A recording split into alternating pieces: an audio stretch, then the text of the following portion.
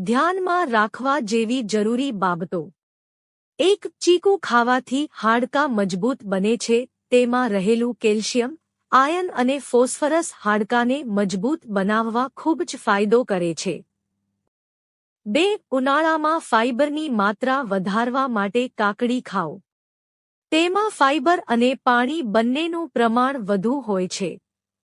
જે લોકો વારંવાર કબજિયાતથી પીડાય છે તેઓએ દરરોજ સલાડમાં કાકડી ખાવી જોઈએ. 3. રોજ રાત્રે સૂતા પહેલા તલના તેલથી પગના તળિયાને 10 મિનિટ સુધી માલિશ કરવાથી બ્લડ સર્ક્યુલેશન પણ સારું રહે છે. 4. પ્રોટીનથી ભરપૂર કઠોળમાં ફાઇબર પણ હોય છે. જે લોકોને પેટ સંબંધિત સમસ્યા હોય તેમણે દાળનું પાણી પીવું જોઈએ. 5. ગોળને ખાંડની તુલનામાં હેલ્થી માનવામાં આવે છે.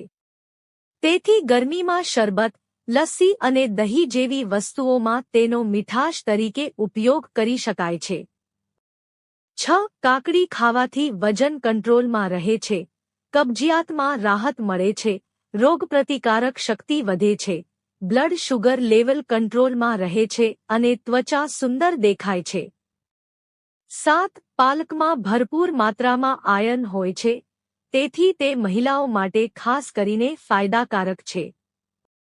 પીરિયડ્સ દરમિયાન આયર્નની કમી અથવા એનિમિયાની સ્થિતિમાં મહિલાઓ માટે પાલકનું સેવન ખૂબ જ ફાયદાકારક છે.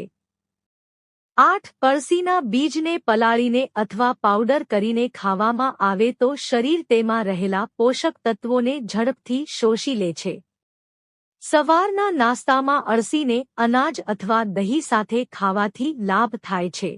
9. સવારના સમયે ખાલી પેટમાં અમે અંકુરિત મગનું સેવન કરવું જોઈએ. જેનાથી આપણું સ્વાસ્થ્ય સારું રહેવાની સાથે જ તમે તેની દાળનું સેવન કરવાથી પણ ભરપૂર માત્રામાં ઊર્જા મળે છે. જેનાથી આપણા શરીર સ્વસ્થ રહે છે. આ પ્રીમેચ્યોર એજિંગને રોકે છે. 10. સરગવાના પાવડરમાં હાજર એન્ટીઓક્સિડન્ટો ઓક્સિડેટિવ તણાવ ઘટાડવા અને અકાળ વૃદ્ધત્વના લક્ષણોને ધીમું કરવામાં મદદ કરી શકે છે. 11. સરગવામાં એવા સંયોજનો છે જે શરીરને બિન્ઝેરીકરણ કરી શકે છે અને શરીરમાં હાજર ઝેરી પદાર્થોને દૂર કરીને એકંદર આરોગ્યને પ્રોત્સાહન આપી શકે છે. 12. જો તમે કફ અને શરદીથી પરેશાન છો તો કેળાનું સેવન ન કરો. કેળા ખાવાથી શરીરમાં શ્લેષ્મ વધે છે, જેના કારણે ખાંસી અને શરદીની સમસ્યા ખૂબ વધી શકે છે. આવી સ્થિતિમાં ઉધરસની તીવ્રતાથી બચવા માટે કેળા ખાવાનું ટાળવું જોઈએ. 13. સાંધાના દુખાવામાં જો તમે નિયમિત કોલ્ડ્રિંક કે પછી મીઠી વસ્તુઓનું સેવન કરશો તો તમારા શરીરના બધા જ સાંધા દુખવા લાગશે. એટલે કે સાંધાના દુખાવાની સમસ્યા વધી જશે. ગરમીના દિવસોમાં જો કોઈ મીઠી વસ્તુ ખાવાની ક્રેવિંગ થાય તો લીંબુ શરબત કે શિકંજી જેવી વસ્તુઓ પીવી પરંતુ કોલ્ડ્રિંક કે સોડા પીવાનું ટાળવું. 14. ગુવાર શીંગોનો ગ્લાયકેમિક ઇન્ડેક્સ ઓછો છે. તેમાં રહેલ ટેનિન અને ફ્લેવોનોઇડ બ્લડ સુગર લેવલને નિયંત્રિત કરે છે. 15. શુદ્ધ પાણી પીવાથી રોગપ્રતિકારક શક્તિ વધે છે કારણ કે તેમાં તમામ જરૂરી ખનિજો અને વિટામિન્સ હોય છે.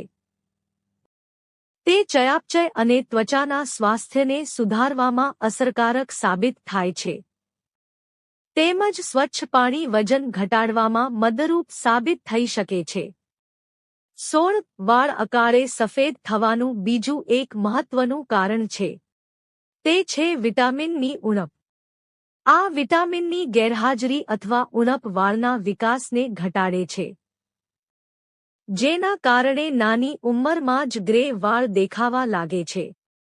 17. જે લોકોને માઇગ્રેનના કારણે વારંવાર માથું દુખતું હોય તેમણે ઘરમાં લવિંગનું તેલ રાખવું જોઈએ. જ્યારે પણ માથામાં દુખાવો શરૂ થાય તો લવિંગના તેલથી માથામાં હળવા હાથે મસાજ કરવી. તેનાથી મિનિટોમાં જ તમને આરામ મળી જશે. 18. દૂધી એક એવી શાકભાજી છે જે સ્વાદિષ્ટ તો છે પણ તેની સાથે તે પાચન માટે ખૂબ જ ફાયદાકારક માનવામાં આવે છે. તેમાં પાણી અને ફાઇબર ભરપૂર માત્રામાં હોય છે, જે પાચનક્રિયાને સરળ બનાવવામાં મદદ કરે છે. દૂધીનો સૂપ અથવા શાક બનાવીને તેનું સેવન કરી શકો છો. 19 ઉનાળામાં ટેનિંગ સૌથી મોટી સમસ્યા રહેતી હોય છે. આનાથી જો તમે છુટકારો મેળવવા માંગતા હોવ, મુલતાની માટીમાં ચંદન અને ટામેટાનો રસ મિક્સ કરીને ચહેરા પર લગાવો, પછી તેને સુકાવી દઈ સાદા પાણીથી ધોઈ લો. 20 શેતુર વજન ઓછું કરવામાં, પાચન તંત્ર ઠીક રાખવામાં, આંખની રોશની વધારવામાં, ચહેરાની લાલીમાં જાળવવા અને તણાવ દૂર કરવા, વાળને મજબૂત કરવા વગેરેમાં ખૂબ જ કારગર માનવામાં આવે છે. 21 જમ્યા પછી જો મોંમાં એક પણ ટુકડો રહી જાય તો તેના કારણે દાંતમાં બેક્ટેરિયા વધવા લાગે છે. આવી સ્થિતિમાં બેક્ટેરિયાની દાંતમાં હાજરીને કારણે સમસ્યા વધી શકે છે અને તેમને દાંતની બીમારી પણ થઈ શકે છે. બ્રશ કરવાની આદત મોઢામાં બેક્ટેરિયા જમા થવા દેશે નહીં. 22 મેદાના લોટમાંથી બનેલી વસ્તુઓ ખાવામાં જેટલી સ્વાદિષ્ટ હોય છે, તે આપણા સ્વાસ્થ્ય માટે એટલી હાનિકારક પણ હોય છે, અને તે પણ ખાસ કરીને હૃદયના દર્દીઓ માટે. જ્યારે મેંદાનો લોટ અથવા તેમાંથી બનેલી વસ્તુઓનું સેવન કરવામાં આવે છે, ત્યારે તે શરીરમાં કોલેસ્ટ્રોલનું સ્તર વધારે છે. સાથે જ મેદાના સેવનથી હાર્ટ એટેકનું જોખમ પણ વધી જાય છે.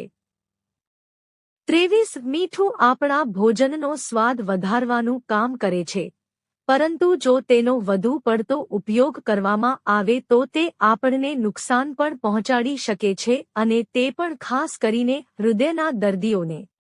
વધારે મીઠું ખાવાથી બ્લડ પ્રેશર વધે છે, જેના કારણે હાર્ટ ફેલ્યોર અને હાર્ટ એટેકનું જોખમ વધી જાય છે. 24 સવારે ગરમ પાણીમાં અડધા લીંબુનો રસ ભેળવીને પીવાથી ન માત્ર તમારું પેટ સાફ થાય છે, પરંતુ તે તમારા શરીરને ડિટોક્સિફાય પણ કરે છે.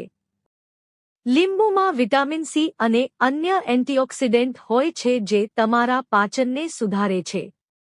25 મરચાંને તાજા રાખવા માટે દાંડી તોડ્યા પછી તમે તેલ લગાવી દો.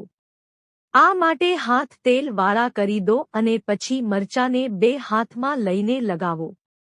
આમ કરવાથી મરચાં લીલાછમ રહેશે અને જલ્દી બગડશે નહીં. આ માટે તમારે કુકિંગ ઓઇલનો ઉપયોગ કરવાનો રહેશે. તેલની મદદથી મરચાં જલ્દી ખરાબ નહીં થાય. 26 નાળિયેર તેલ તમારા સ્કાલ્પને પોષકતત્વો પૂરા પાડે છે અને ડ્રાયનેસને દૂર કરે છે. આ માટે તમે નાળિયેર તેલને લીંબુના રસ સાથે મિક્સ કરી સ્કાલ્પ પર લગાવો. આ ત્વચાના પીએચ લેવલને જાળવવામાં પણ મદદ કરે છે. 27 મસાજ થેરાપીમાં તેલથી માલિશ કરવામાં આવે છે અને બીમારીઓની સારવાર કરવામાં આવે છે. તેનાથી હાડકાં મજબૂત થાય છે, રાતે સારી ઊંઘ આવે છે, ચહેરા પર ગ્લો આવે છે. 28 ચીકુમાં ભરપૂર માત્રામાં વિટામિન એ રહેલું હોય છે જે આંખોના તેજ માટે ખૂબ જ આવશ્યક છે. તેનો ઉપયોગ કરવાથી આંખોના નંબર પણ દૂર કરી શકાય છે. નાના બાળકોને ચીકુ ખવડાવવાથી આંખોની રોશનીમાં વધારો થાય છે. જો તમને આ વિડિયો ગમ્યો હોય તો લાઇક કરો, મિત્રો સાથે શેર કરો અને ચેનલને સબસ્ક્રાઇબ કરો. ધન્યવાદ.